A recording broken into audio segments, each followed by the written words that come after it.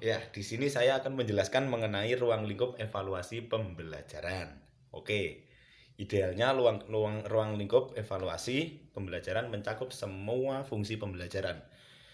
Yang ada tiga terbagi. Yang pertama adalah kognitif, afektif, dan juga psikomotorik. Nah, ketiga tersebut terpecahkan menjadi beberapa poin lagi yang akan saya bahas di penjelasan kali ini. Oke, pertama kognitif. Peserta didik kemampuan kognitif yang belum baik tentu dapat menerapkan dengan baik dalam memecahkan masalah kehidupan. Itu dasar dari kognitif. Nah, yang kedua adalah afektif. Afektif berkaitan dengan pengembangan perasaan, sikap, nilai, dan emosi, sedangkan domain psikomotorik berkaitan dengan kegiatan keterampilan motorik.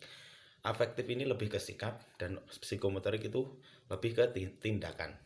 Oke, ketiga tersebut terbagi lagi menjadi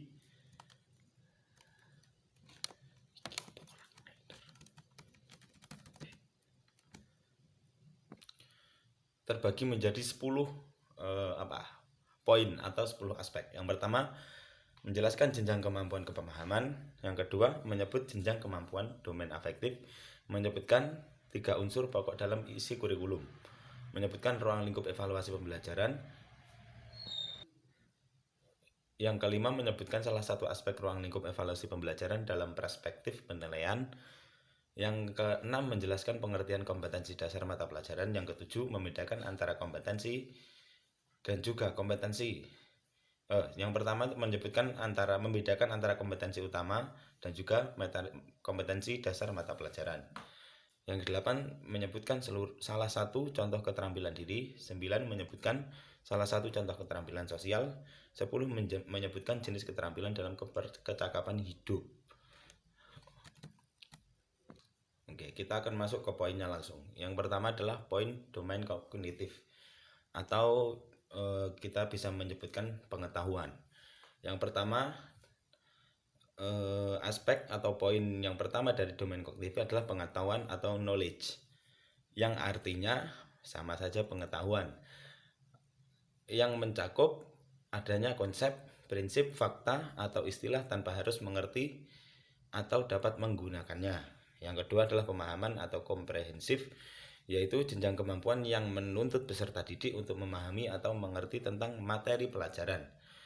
Yang ketiga, penerapan atau application, yaitu jenjang kemampuan untuk menuntut peserta didik bisa melakukan sekaligus menggagas ide yang berkaitan dengan implementasinya. Yang keempat adalah analisis, yaitu jenjang kemampuan yang menuntut peserta didik untuk menguraikan suatu situasi atau keadaan tertentu, menganalisa. Yang kelima adalah sintesis, yaitu kemampuan peserta didik untuk menghasilkan sesuatu yang baru, cara mengembangkan berbagai faktor. Sintesis sama halnya dengan kreatif. Yang keenam adalah evaluasi, yaitu jenjang kemampuan yang menuntut peserta didik dapat mengevaluasi suatu situasi. Evaluasi di sini kalau konteksnya pembelajaran, yaitu evaluasi materi yang disampaikan atau yang sudah tersampaikan. Yang kedua adalah domain afektif.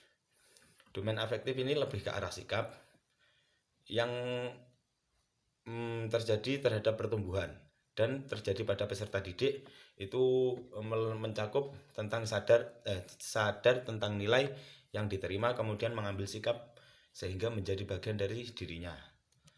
Contohnya adalah ketika kita mendapatkan nilai yang jelek, lalu kita berusaha untuk mengubahnya lebih baik. Itu adalah perkembangan dari afektif.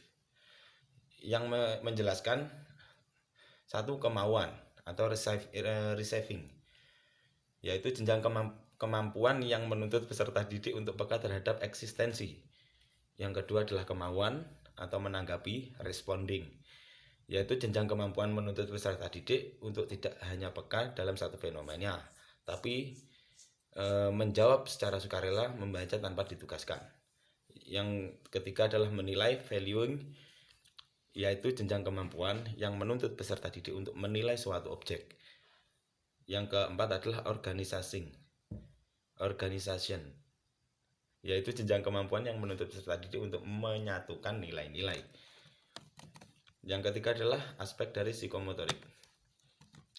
Psikomotorik ini lebih mengarah ke keterampilan yang menggambarkan seorang peserta didik itu bisa melakukan apa saja setelah menerima sebuah materi. Nah, terdapat 4 poin juga. Yang pertama adalah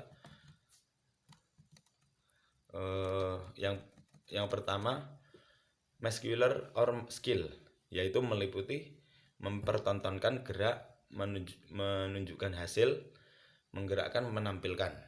Nah, di sini dari muscular or motor skill itu tergambar dari semua siswa bagaimana menanggapinya. Contoh, ketika dia melakukan perubahan daripada aspek psikomotorik, itu pasti dengan lebih mudahnya dia membandingkan satu, kemudian dia merubah dengan skillnya. Yang kedua adalah manipulasi, manipulation of materials or objects, yang meliputi mereparasi, menyusun, memberikan, menggeser, memindah, membentuk. Yang ketiga adalah neuromuscular coordination, yang meliputi mengamati, menerapkan, menghubungkan, menggandeng, memadukan, memasang, memotong, menarik, dan menggunakan. Berdasarkan penjelasan di atas, dari ketiga aspek tersebut, kemampuan peserta didik dapat diklasifikasikan menjadi 2 tingkat, yaitu tingkat awal dan tingkat tinggi. Nah, kemampuan rendah terdiri dari atas, pengetahuan, pemahaman, dan aplikasi, sedangkan kemampuan tingkat tinggi meliputi analisis, sintesis, evaluasi, dan kreativitas. Dengan demikian, kegiatan peserta didik dalam menghafal termasuk kemampuan tingkat rendah dilihat dari cara berpikir. Maka kemampuan berpikir tingkat tinggi dibagi menjadi 2 lagi, yaitu berpikir kritis dan berpikir kreatif. Yang mana berpikir kritis itu adalah menjadikan sebuah pokok pikiran itu mencari akar permasalahannya, sedangkan berpikir kreatif itu lebih ke sebuah pokok pikiran yang dicari perkembangannya. Oke, yang selanjutnya adalah ruang lingkup evaluasi pembelajaran dalam perspektif sistem pembelajaran. Sebagaimana telah disampaikan, bahwa ruang lingkup evaluasi pembelajaran hendaknya bertitik tolak dari tujuan evaluasi pembelajaran itu sendiri. Hal yang dimaksud agar apa yang dievaluasikan menjadi relevan dengan apa yang diharapkan. Tujuan evaluasi pembelajaran adalah mengetahui keefektifan dan efisiensi sistem pembelajaran, baik menyangkut tentang tujuan, materi, metode, media, sumber belajar, lingkungan guru dan peserta didik, dan juga sistem penilaian itu sendiri.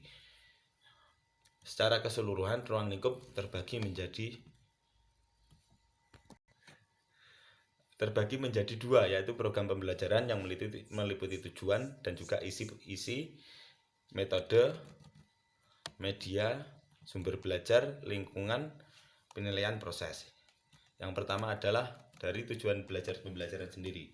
Tujuan secara umum kompetensi dasar, yaitu target yang harus dikuasai peserta didik dalam setiap pokok bahasan atau topik. Kriteria yang digunakan untuk mengevaluasi tujuan pembelajaran umum atau kompetensi dasar ini adalah berkaitan dengan tujuan kurikuler atau standar kompetensi dari setiap bidang studi atau mata pelajaran dan tujuan kelembagaan. Nah, ini meliputi contoh jika standar kompetensi itu istilahnya ada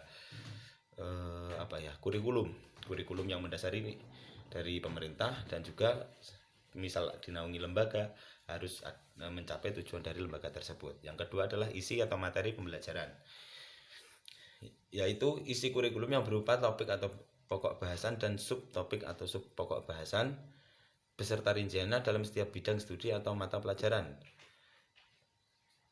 Isi kurikulum tersebut memiliki 3 unsur, yaitu logika, dan etika, dan juga estetika. Logika mengarah ke pemikiran, etika mengarah ke tindak laku dan pemikiran, estetika lebih mengarah pengembangan dari pikiran dan juga tindakan. Metode pembelajaran yaitu dengan cara guru menyampaikan pelajaran seperti metode ceramah, tanya jawab, diskusi, dan lain-lainnya. Ini sangat berpengaruh dalam pembelajaran. Jika pembawaan guru tidak secara nyaman, secara ataupun lainnya, pasti terjadi permasalahan. Yang keempat adalah media. Media tidak berpengaruh, sebenarnya menurut saya tidak berpengaruh penting. Kalau kita menggunakan media sebaik apapun, cara penyampaian tidak jelas dan tidak nyaman, tentu hasilnya akan sama. Yang kelima adalah sumber belajar atau apa istilahnya sumber belajar itu?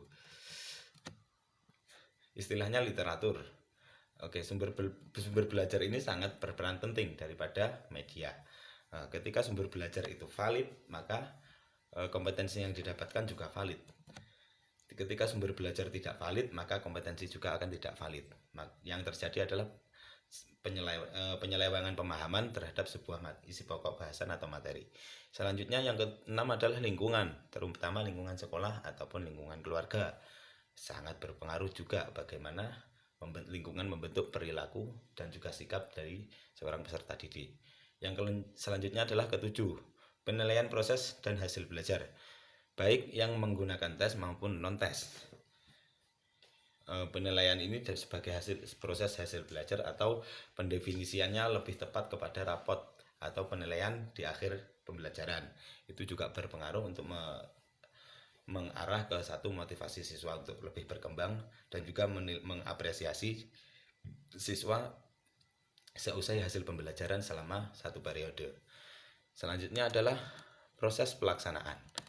Oke, proses pelaksanaan pembelajaran itu terdiri dari 3 aspek. Satu, kegiatan, yang kedua adanya guru, dan juga ketika adanya peserta didik. Kegiatan meliputi jenis kegiatan, prosedur pelaksanaan setiap jenis kegiatan, sarana pendukung efektivitas dan efisiensi, dan sebagainya. Kalau kita bisa menilai dari RPP maupun RPS, itu tentu tugas pokok daripada guru membentuk itu untuk melaksanakan program atau kegiatan pembelajaran. Yang kedua adalah guru, terutama dalam hal menyampaikan materi. Kesulitan apapun guru menciptakan suasana pembelajaran yang kondusif itu adalah suatu kewajiban. Menyiapkan alat-alat dan perlengkapan yang diperlukan itu adalah sebuah keharusan yang dipenuhi. Dan juga membimbing peserta didik menggunakan teknik penilaian, menerapkan disiplin kelas dan sebagainya, itu juga sangat-sangat dibutuhkan seorang guru untuk melakukan controlling dan juga pengawasan terhadap pemahaman peserta didik. Yang ketiga adalah peserta didik itu sendiri. Terutama dalam hal peserta didik, kegiatan belajar dan bimbingan itu harus dilakukan oleh peserta didik. Kepada siapa? Tentu pendidik. Kegiatan mengerjakan tugas, baik tugas sekolah maupun tugas rumah. Tugas rumah dalam artian PR, pekerjaan rumah yang diberikan oleh pendidik terhadap peserta didik. Terus keaktifan, motivasi, sikap, minat, umpan balik, kesempatan melaksanaan praktik dalam situasi yang nyata. Ini istilahnya terhadap praktikum. Untuk apa? Untuk mengimplementasikan hasil belajar yang sudah dilakukannya selama pembelajaran itu berjalan. Terima kasih. Sekian dari saya.